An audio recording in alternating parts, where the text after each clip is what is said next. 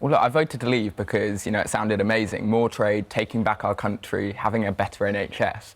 But in reality, what we've seen since has just not been good enough by any stretch of the imagination. Look at Theresa May's deal. Does it mean more trade? No. We're putting up barriers between ourselves and our major trading partners. Does it mean a better NHS? No.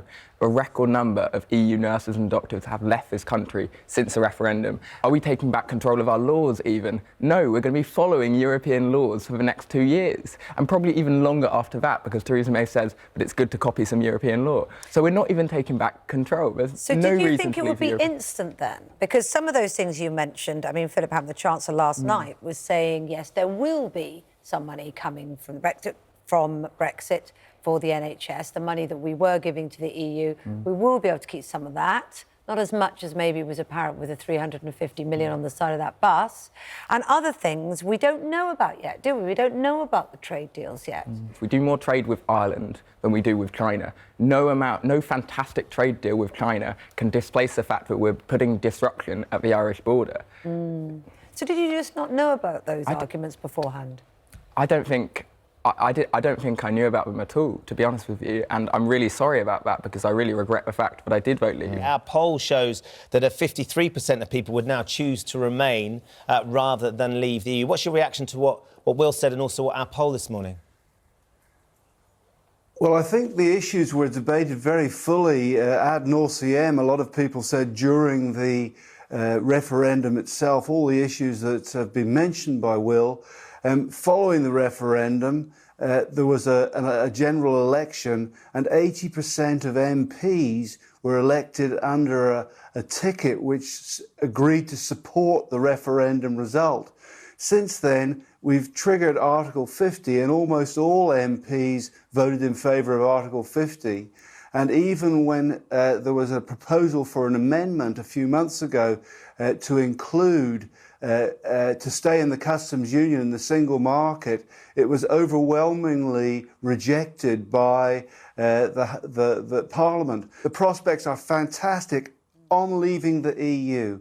The customs union, which we're part of as a result of being in the EU, for example, charges tariffs on non-EU food that every person in the country pays going to a supermarket or a restaurant. We can get rid of those tariffs on over 12,000 products, and people will buy stuff cheaper. As Tim's rightly pointed out, right then, being able to negotiate our own tariffs, which we've never been able to do. We see this this trade war that's now happening with America. We can take control of that. And what about our fisheries as well, as Tim's saying? And he's at the coalface and he's saying people will be able to buy things, 12,000 products, cheaper. We can take control of a trade war with America because we're in the European Union. We can negotiate them ourselves, though. We can make the decision. President Trump is never...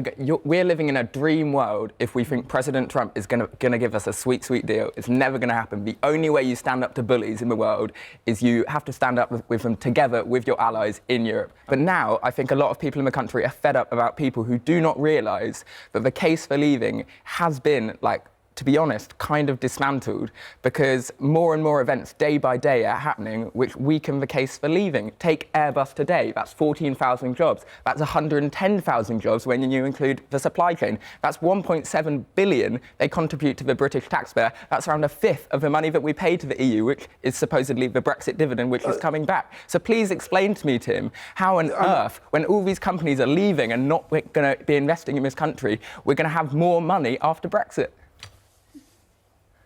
Well, I think there's a bit of exaggeration going on here because you will have heard at the time of the referendum forecasts from the great and the good, like the one you've just mentioned, that we were going to lose 400,000 or 500,000 jobs in the immediate aftermath of the vote. Just voting to leave would frighten people. Actually, the country's created 400,000 jobs in the first year, more by now, I believe.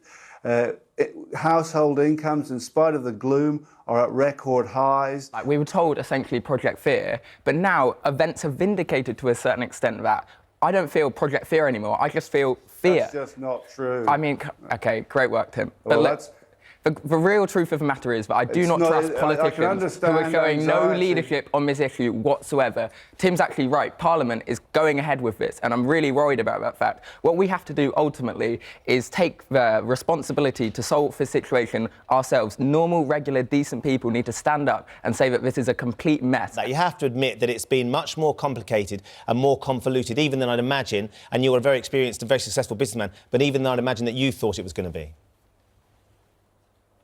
Well, it hasn't been complicated at all from my point of view, because it won't make much difference in terms of these terrible things which are going to happen. Our trades sales as a company are at a record. Corporate profits in the UK are at a record. There's lots of countries wanting to do trade deals. The EU is 7% of the world, and it puts up barriers to the other 93%.